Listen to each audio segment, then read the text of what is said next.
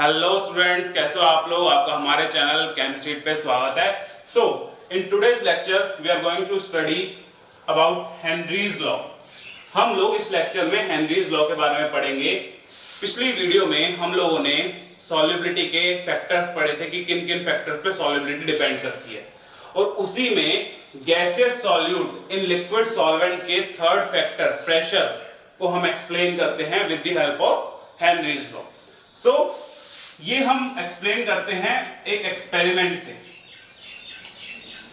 जो हेनरी ने स्टडी करा था। देखिए एक्सपेरिमेंट क्या, देखिए यहां पे ये है सॉल्वेंट, एक बीकर ले रखा है हमने, उसमें सॉल्वेंट है। ये है गैसियस सॉल्यूट, ठीक है, ये है गैसियस सॉल्यूट, और ये है प्रेशर। ये प्रेशर लगा रहे हैं हम बाहर से। तो देखिए जब आप बाहर से प्रेशर लगाओगे सॉल्यूशन पे तो क्या होगा, ये जो गैसेस के सॉल्यूट के मॉलिक्यूल्स हैं, जब इन पे प्रेशर लगेगा तो ये क्या करेंगे, ये सरफेस के अंदर जाना शुरू कर देंगे, मतलब ये सॉल्वेंट में डिसॉल्व होना शुरू कर देंगे। तो क्या होगा, जब आप प्रेशर लगा रहे हो तो क्या होगा, यहां से मॉलिक्यूल्स कुछ कहां चले जाएंगे, ये चले जाएंगे लिक्विड में, यानी कि ये डिसॉल्व हो जाएंगे उसमें, ठीक है, ये उसमें डिसॉल्व होगा जब आपने प्रेशर लगाया। बट कब तक डिसॉल्व हुए, जब तक ये जो मॉलिक्यूल ऊपर से प्रेशर लगा रहे हैं लिक्विड में जाने के लिए, वो इक्वल ना हो जाए इस प्रेशर के। ये प्रेशर क्या है, ये है pressure exerted by solute molecules in liquid state. Liquid state के अंदर जो ये गैसेस के मॉलिक्यूल्स है, ये प्रेशर लगाएंगे ऊपर की तरफ, और यहां से प्रेशर लग रहा है नीचे की तरफ। जब ये दोनों प्रेशर इक्वल हो जाएंगे तब ना तो ये नीचे जा पाएगा ना ये ऊपर आ पाएगा। या हम बोले कि अगर इसके दो मॉलिक्यूल एक सेकंड के अंदर जाते हैं तो इसके दो मॉलिक्यूल एक सेकंड के अंदर बाहर चले जाएंगे, मतलब रेट इक्वल रहेगा, जितने मॉलिक्यूल्स बाहर उतने अंदर। इसका मतलब क्या है कि सॉल्युबिलिटी सेम रहेगी इस टाइम पे जब दोनों का प्रेशर इक्वल हो जाए। या हम बोल सकते हैं कि रेट ऑफ डिसोल्यूशन, जिस रेट से डिसॉल्व हो रहे हैं वो इक्वल हो जाएगा रेट ऑफ इवेपोरेशन।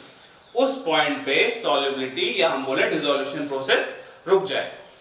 अब हम क्या करते हैं, हमने प्रेशर बढ़ा दिया, हमने P+10 लगा दिया। अब प्रेशर बढ़ाएंगे, ये जो सरफेस एरिया है ये घट जाएगा, ये जो हमने पिस्टन लगा रखी है पिस्टन नीचे आ जाएगी, ठीक है। और ये सरफेस एरिया के घटने की वजह से हुआ क्या, प्रेशर हम लोगों को पता है क्या होता है, फोर्स अपॉन एरिया, ठीक है। अब अगर आप एरिया को घटा दोगे तो प्रेशर तो बढ़ेगा ही, ठीक है ना। आपने एरिया घटा दिया एक तरीके से ऊपर से प्रेशर लगा के, ये जो एरिया सॉल्यूट के मॉलिक्यूल्स ने ले रखा था वो कम हो गया, पहले ये था अब ये हो गया।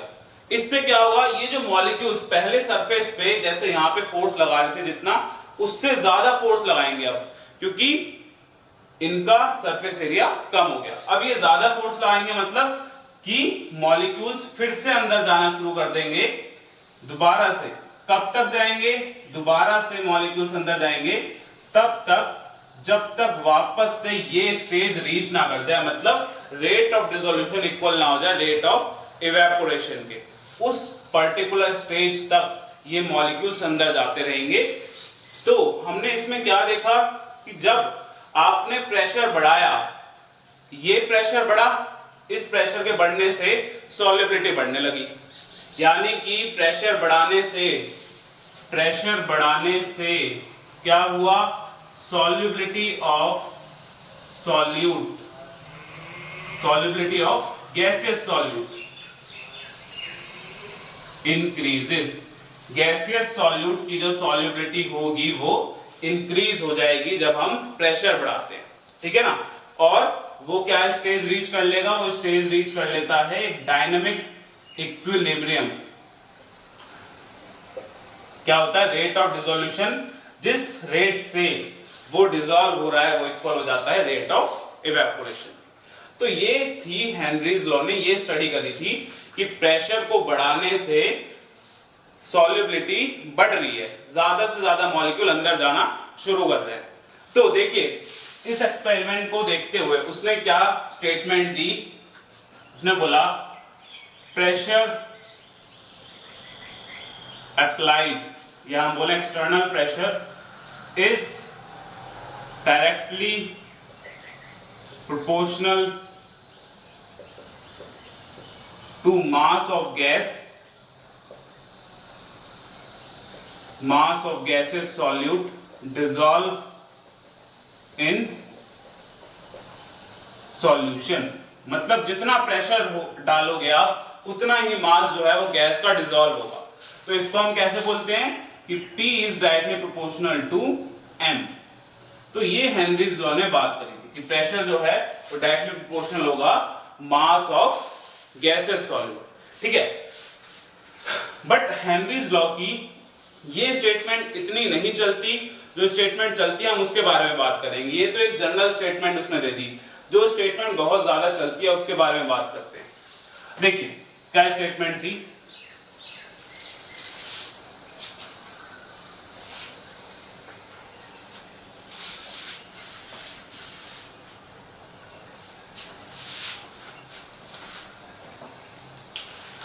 देखिए अगर ऐसा हो कि आपका जो सॉल्यूशन है, जो आपको सॉल्यूशन बनाना है, उस सॉल्यूशन के अंदर सॉल्यूट जो है वो A एंड B यानी कि A gas and B gas, दो टाइप की गैसेस हो, और सॉल्वेंट एक ही होगा, वाटर ले लेते हैं हम।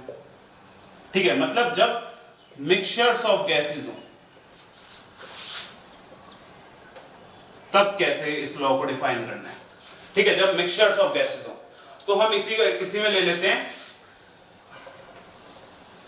देखिए ये जो रेड वाले हैं वो A के मॉलिक्यूल्स ले लेते हैं और ब्लू वाले B के मॉलिक्यूल्स। ठीक है,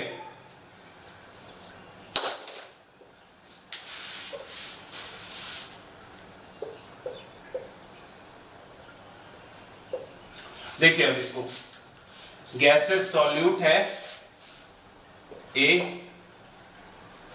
A और ये है B।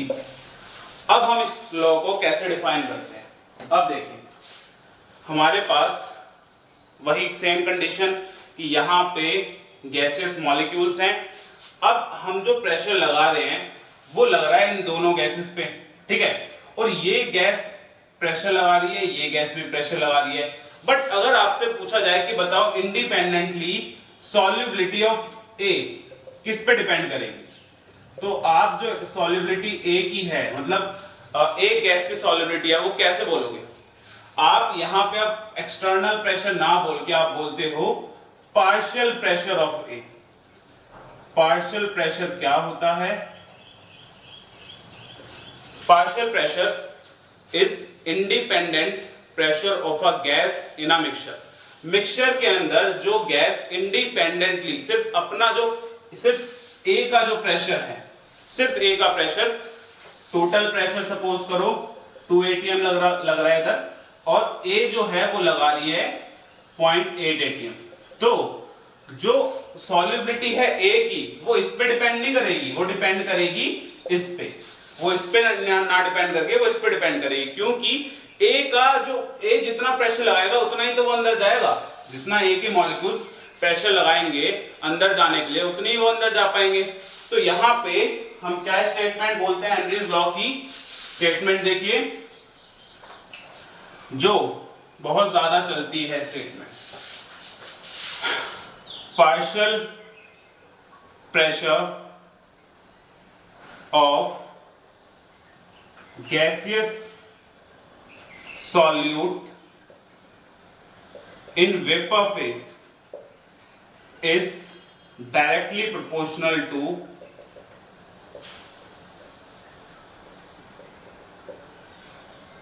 solubility of gas in solution। और solubility यहां पे हम लेते हैं in terms of mole fraction। Solubility एक कंसंट्रेशन टर्म, कंसंट्रेशन होती है मतलब मैक्सिमम कंसंट्रेशन, तो आप उसको किसी भी टर्म में रिप्रेजेंट करते हो। यहाँ पे जो स्टेटमेंट में हम यूज करते हैं वो यूज करते हैं मोल फ्रैक्शन। तो इसका मीनिंग देखिए, partial pressure of gaseous solute, एक का मतलब एक गैस की बात कर रहे हैं हम कि एक गैस की जो सॉल्युबिलिटी होगी वो किस पर डिपेंड करेगी, partial pressure of gaseous solute in vapour phase is directly proportional to solubility of that gas, बोल सकते हैं उसी गैस की सॉल्युबिलिटी पे डिपेंड करेगी। तो इसको हम कैसे बोलेंगे, PA is directly proportional to, PA represent कर रहा है partial pressure of A, is directly proportional to mole fraction of A in liquid state, liquid के अंदर कितना मोल फ्रैक्शन है A का, ठीक है। और यहाँ पे प्रोपोर्शनैलिटी साइन हटके कांस्टेंट आता है जिसे हम बोलते हैं हेनरीज कांस्टेंट। तो ये है हेनरीज लॉ की स्टेटमेंट जो सबसे ज्यादा चलती है और हेनरीज लॉ का फॉर्मूला ये है हेनरीज कांस्टेंट। सो ये है कुछ बेसिक इंफॉर्मेशन हेनरीज लॉ के बारे में कि हेनरीज लॉ क्या होता है, उसकी स्टेटमेंट क्या है, उसका फॉर्मूला क्या है, ठीक है। अब स्टडी करते हैं इस हेनरीज कांस्टेंट को, ये हेनरीज कांस्टेंट क्या है यहाँ पे, ठीक है ना। सो हेनरीज कांस्टेंट के बारे में पढ़ते हैं अब। Henrys constant is a function of nature of gas, ये जो है नेचर ऑफ गैस पे डिपेंड करता है। इसका मतलब कि अगर दो डिफरेंट गैसेस हैं तो दोनों की जो KH की वैल्यू होगी वो भी डिफरेंट होगी। अगर सपोज करो इसकी 1 है तो इसकी 2 होगी, डिफरेंट वैल्यू, ठीक है। क्या मतलब, different gases have different KH value for same solvent, मतलब कि बेशक दोनों का सॉल्वेंट भी सेम कर दो तब भी KH की वैल्यू जो है दोनों की डिफरेंट होगी, मतलब सॉल्यूट के नेचर पे डिपेंड करती है KH की value. Different gases have different KH value for same solvent and same temperature. Same solvent and same temperature मतलब टेम्परेचर भी एक फैक्टर है, टेम्परेचर के साथ भी वैल्यू वेरी करती है। कैसे वेरी करती है, values of Henry's constant increases with increase in temperature. For example आपके पास एक गैस है, एक बार आप 10 डिग्री सेल्सियस पे नोट करते हो, एक बार 20 डिग्री सेल्सियस पे, तो यहाँ पे जो KH होगा वो 20 डिग्री सेल्सियस वाला वो KH 10 डिग्री सेल्सियस वाले से ज्यादा होगा, क्योंकि with increase in temperature value of Henry's constant also increases. So ये इंपॉर्टेंट भी है क्योंकि इस पे क्वेश्चन आया हुआ है, हम लोग करेंगे अभी, हम इसके बाद क्वेश्चंस भी करेंगे इस पे, ठीक है, नेक्स्ट वीडियो में। देखिए अब देखिए KH पे कुछ क्वेश्चंस भी आते हैं, बोर्ड में भी कई बार आया हुआ है कि KH का सिग्निफिकेंस क्या है, सिग्निफिकेंस ऑफ हेनरीज कांस्टेंट, ठीक है। तो देखिए क्या बोला जाता है कि greater value of KH means lower solubility और स्मॉलर वैल्यू ऑफ KH का मींस होगा हायर सॉल्युबिलिटी। ये होता है इसका सिग्निफिकेंस कि अगर वैल्यू है KH की ज्यादा तो सॉल्युबिलिटी होगी कम, वैल्यू है KH की स्मॉल तो सॉल्युबिलिटी होगी ज्यादा। ये हम देखो कैसे समझते हैं। सपोज दो डिफरेंट हमारे पास कंडीशंस हैं, दोनों पे हमने प्रेशर अप्लाई करा 2 एटमॉस्फेयर, दोनों पे प्रेशर सेम है, ठीक है, दो गैसेस हैं और दोनों के लिए हम KH की वैल्यू अपने आप रखते हैं, एक के लिए ज्यादा रखेंगे एक के लिए कम, ठीक है ना। ज्यादा वाला केस हम रख लेते हैं KH की वैल्यू सपोज 10, ठीक है। कम वाला केस हमने KH की वैल्यू रख ली 1, ठीक है। अब देखिए दोनों से जब हम हेनरीज लॉ के अकॉर्डिंग सॉल्युबिलिटी निकालते हैं तो कैसे आएगी, हम लोगों को फॉर्मूला पता है P = KHX, यानी कि X = P/KH, यही आएगा, X = P/KH, ठीक है ना। और X क्या है, यहाँ पे सॉल्युबिलिटी को डिफाइन कर रही है, तो X = P/KH, P कितना है 2 और KH कितना है 10। सेकंड वाले केस में P कितना है 2 एंड KH कितना है 1। यहां पे तो सॉल्युबिलिटी आई 0.2 और यहां पे solubility I 2। For same pressure पे KH एक बार सॉल्युबिलिटी आ रही है 0.2 एंड एक बार सॉल्युबिलिटी आ रही है 2। ऐसा क्यों? KH की वजह से। जहां पे KH की वैल्यू बड़ी है, जहां पे बड़ी वैल्यू है सॉल्युबिलिटी है कम सेम प्रेशर पे, एंड जहां पे KH की वैल्यू कम है सॉल्युबिलिटी आ जाती है ज्यादा। तो इसी ये होता है सिग्निफिकेंस ऑफ KH। अगर वैल्यू KH की ज्यादा होगी तो सॉल्युबिलिटी कम होगी, अगर KH की वैल्यू कम है तो सॉल्युबिलिटी ज्यादा। ठीक है, सो ये आ जाता है सिग्निफिकेंस में KH के। 1 मार्क्स का क्वेश्चन आता है, बोर्ड में आया होगा कई बार, अभी हम लोग करेंगे। अब देखिए आगे आ जाती हैं एप्लीकेशंस, या हम बोले कुछ questions type Henry's law, applications of Henry's law. एक एक करके हम सारे एप्लीकेशंस डिस्कस करेंगे। सो फर्स्ट एप्लीकेशंस देखिए। पहली एप्लीकेशन देखिए, aquatic species are more comfortable in cold water than in warm water. क्या बोला जा रहा है? जो पानी में रहने वाले जीव होते हैं वो कोल्ड वाटर में ज्यादा कंफर्टेबल होते हैं as compare to warm water. मतलब जब पानी का टेम्परेचर कम है तो वो कंफर्टेबल है, कोल्ड वाटर मतलब पानी का टेम्परेचर कम, और जब पानी का टेम्परेचर ज्यादा है तो वो कंफर्टेबल नहीं है। ऐसा क्यों? देखिए, हम लोगों ने अभी पढ़ा कि KH की वैल्यू जब ग्रेटर होगी, जब ज्यादा होगी तो सॉल्युबिलिटी कम होती है। ठीक है, और हमने इस एक चीज और पढ़ी, क्या कि with increase in temperature KH की वैल्यू इंक्रीज हो जाती है। ठीक है, सो जब टेम्परेचर गर्म है वार्म वाटर, KH की वैल्यू ज्यादा है, और KH की वैल्यू ज्यादा का मतलब सॉल्युबिलिटी कम है।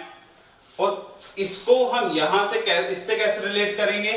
देखिए, हम क्या बोलते हैं, इन warm water value of KH is greater, therefore solubility of oxygen in water is low। मतलब गर्म पानी के अंदर KH की वैल्यू ज्यादा होने की वजह से जो ऑक्सीजन की सॉल्युबिलिटी है वाटर के अंदर वो कम हो जाती है। तो गर्म पानी में ऑक्सीजन की कमी होने की वजह से एक्वेटिक स्पीशीज कंफर्टेबल नहीं होते, और इसी रीजन से हम बोल सकते हैं कि वो ज्यादा कंफर्टेबल है कोल्ड वाटर में। क्यों? क्योंकि कोल्ड वाटर का टेम्परेचर है कम, देयरफॉर KH की वैल्यू भी हुई कम, therefore solubility of O2 in water हुई हाई। ठीक है, इसीलिए एक्वेटिक स्पीशीज ज्यादा कंफर्टेबल होते हैं कोल्ड वाटर। सेकंड देखिए, सेकंड एप्लीकेशन, सेकंड है in production of carbonated drinks. Carbonated drinks मतलब कार्बन डाइऑक्साइड ड्रिंक्स में जिनमें डालनी होती है, उनकी प्रोडक्शन के लिए हेनरीज लॉ कैसे यूजफुल होता है। ठीक है, तो देखो हम लोग क्या करते हैं, जब भी कोल्ड ड्रिंक्स वगैरह जिनमें CO2 ज्यादा डली होती है, तो उसमें ना हम जब कैप को क्लोज करते हैं तो काफी हाई प्रेशर से प्रेशर डाल देते हैं उसमें। मतलब बॉटल के अंदर ना प्रेशर बहुत हाई रहता है। अब प्रेशर हाई रहने की वजह से क्या होगा, अगर प्रेशर ज्यादा है तो सॉल्युबिलिटी भी ज्यादा होगी।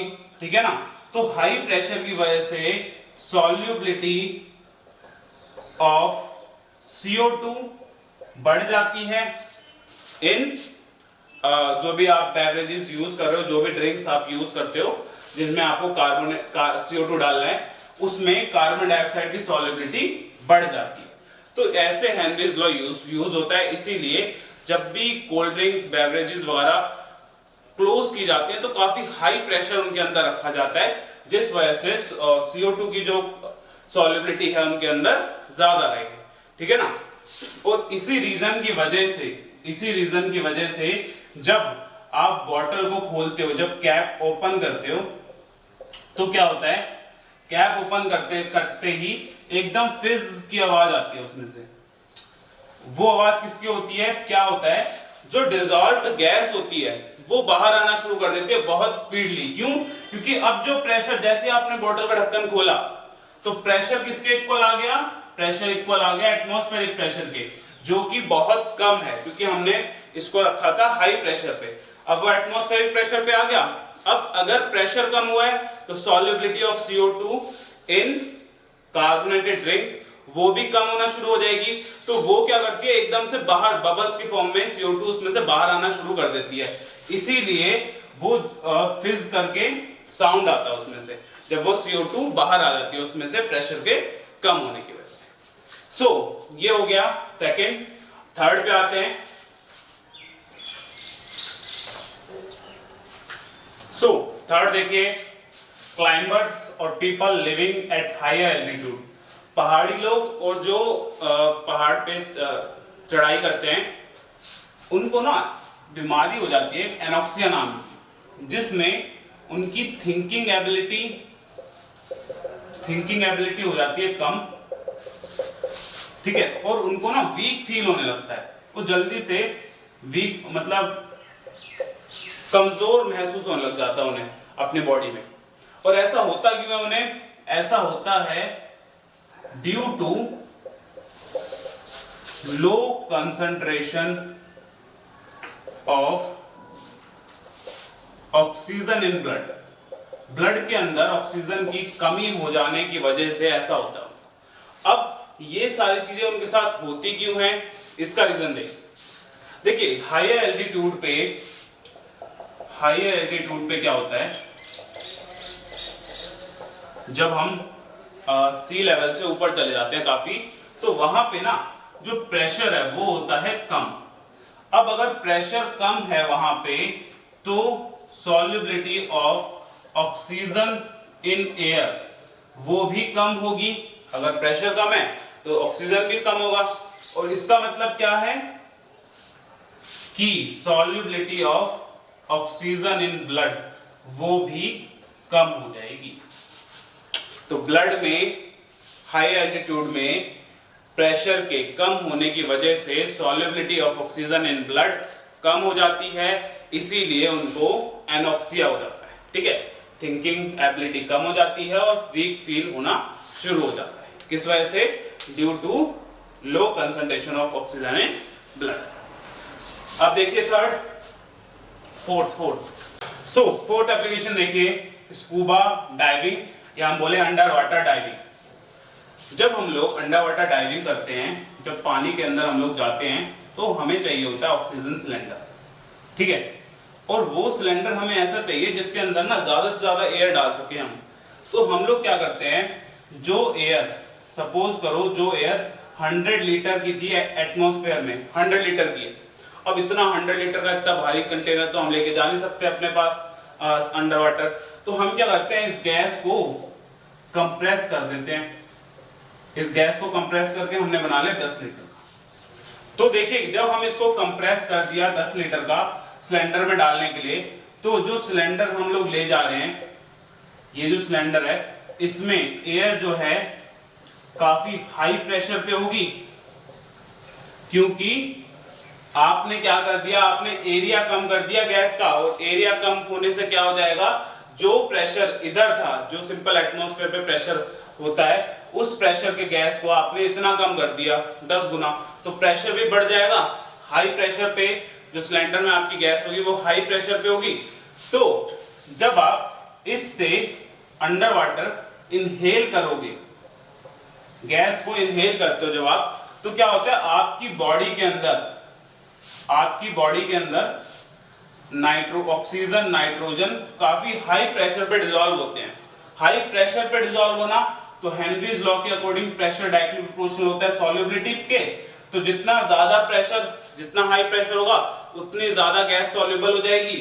तो क्या होता है, जब हम इनहेल करते हैं तो high concentration of oxygen and nitrogen हमारे इज डिसॉल्व्ड इन ब्लड में डिसॉल्व हो जाते हैं काफी हाई कंसंट्रेशन पे, क्योंकि प्रेशर काफी हाई है। तो हाई कंसंट्रेशन पे ऑक्सीजन एंड नाइट्रोजन हमारी बॉडी में ब्लड में डिसॉल्व हो जाती है। ब्लड और जो भी जितने भी फ्लूइड्स होते हैं हमारी बॉडी में, उसमें डिसॉल्व हो जाती है। तो ऑक्सीजन तो यूज हो गई हमारी बॉडी में फॉर मेटाबॉलिज्म, हमारी बॉडी में खाने को तोड़ने के लिए, उसे सिंपलेस्ट फॉर्म में बनाने के लिए, ठीक है, सिंपल बोल दे उसे पचाने के लिए ऑक्सीजन तो यूज हो जाती है। बट नाइट्रोजन जो है वो रिमेन डिसॉल्व, उसका काम नहीं है, वो डिसॉल्व ही रह जाती है, ठीक है। तो क्या होता है, ये जो नाइट्रोजन है जब हम बाहर निकलते हैं, जब हम बाहर निकल के दोबारा सांस लेते हैं, दोबारा एयर को इनहेल करते हैं, कहां से कर रहे हैं अब हम लोग एयर को इनहेल कर रहे हैं लो प्रेशर से। तो देखिए जब नाइट्रोजन ब्लड में डिसॉल्व हुआ था प्रेशर काफी हाई था, अब जब आप वापस आ गए हो, बाहर आ गए हो, तो जो नाइट्रोजन है वो जो आपके ब्लड में सॉल्युबल था हाई प्रेशर पे, वो आपके ब्लड में से बाहर आना शुरू हो जाएगा। क्यों? क्योंकि आपका जो नाइट्रोजन जो सॉल्युबल हुआ था, डिसॉल्व हुआ था ब्लड में, काफी हाई प्रेशर पे हुआ था। अब अगर प्रेशर कम कर दोगे तो नाइट्रोजन भी बाहर आना शुरू हो जाएगा। जैसे कि हमने पिछले उसमें पढ़ा कि जैसे कार्बन डाइऑक्साइड प्रेशर कम होने की वजह से बाहर आना शुरू हो जाती है, वैसे ही नाइट्रोजन जो है जब हम एटमॉस्फेरिक प्रेशर पे पहुंचते हैं तो नाइट्रोजन भी हमारी बॉडी से बाहर आना शुरू हो जाती है। और ये ना हमको काफी सीरियस प्रॉब्लम देती है, हमारे नर्व इंपल्स बहुत ही सीरियस प्रॉब्लम देती है। इवन मतलब कभी कभी इसमें डेथ भी हो जाती है लोगों की, इतनी ज्यादा प्रॉब्लम हो जाती है, ठीक है। तो इसलिए क्या करा जाता है, एयर में हीलियम गैस मिक्स करी जाती है, हीलियम गैस मिक्स करी जाती है। हीलियम जो होती है हमारे ब्लड में सॉल्युबल नहीं होती, ठीक है, बहुत लो सॉल्युबिलिटी होती है ब्लड में हीलियम की। तो जब हीलियम डालेंगे तो बेशक कितना ही प्रेशर लगा लो, जब ब्लड में सॉल्युबल ही नहीं है, जब ब्लड में सॉल्युबल ही नहीं है तो ब्लड में जाएगी ही नहीं, और जब ब्लड में जाएगी नहीं तो जब हम बाहर आएंगे तो इतना हमें इफेक्ट पड़ेगा नहीं। नाइट्रोजन हमें भी होगी बट नाइट्रोजन की कंसंट्रेशन कम हो जाती है हीलियम गैस डालने से, तो इतना हमें फर्क नहीं पड़ता। तो इसीलिए जो हम लोग डालते हैं, जो हम सिलेंडर के अंदर गैस डालते हैं उसमें हीलियम गैस भी डाली जाती है because of low solubility of helium in blood. So ये हेनरीज लॉ के एप्लीकेशंस हो चुके हैं। अब हम लोग करते हैं इसकी लिमिटेशंस। क्या क्या लिमिटेशंस हैं हेनरीज लॉ की, फटाफट देखिए।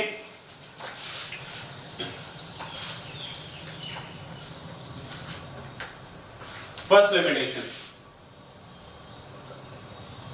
हेनरीज लॉ वर्क नहीं करेगा अगर गैस और सॉल्वेंट के बीच में रिएक्शन हो जाए, कोई रिएक्शन हो जाए इनके बीच में, तो जो है हेनरीज लॉ वर्क नहीं करता। फॉर एग्जांपल आप अगर अमोनिया गैस वाटर में डालो तो ये बन जाता है NH4OH। तो ऐसे केस में जो हेनरीज लॉ है वो वर्क नहीं करता जब रिएक्शन हो जाती है। सेकेंड, हेनरीज लॉ वर्क करता है, हेनरीज लॉ को वर्क करने के लिए कुछ कंडीशंस होती हैं। क्या? Pressure should be low and temperature should be high. मतलब प्रेशर कम होना चाहिए और टेम्परेचर ज्यादा होना चाहिए, उस कंडीशन पे हेनरीज लॉ सही से वर्क करता है, ठीक है। या हम बोल दें ऑन आइडियल कंडीशंस। ये आइडियल कंडीशंस होती हैं low pressure and high temperature. इस कंडीशन पे हेनरीज लॉ वर्क करता है। सो हेनरीज लॉ हमारा कंप्लीट हो चुका है। अब हम लोग कुछ क्वेश्चंस करेंगे सॉल्युबिलिटी एंड हेनरीज लॉ के ऊपर नेक्स्ट वीडियो में। So students, thanks for watching this video. अगर आपको वीडियो पसंद आए तो इसे लाइक कीजिए, चैनल को सब्सक्राइब कीजिए और अपने फ्रेंड्स के साथ इसको ज्यादा से ज्यादा शेयर कीजिए।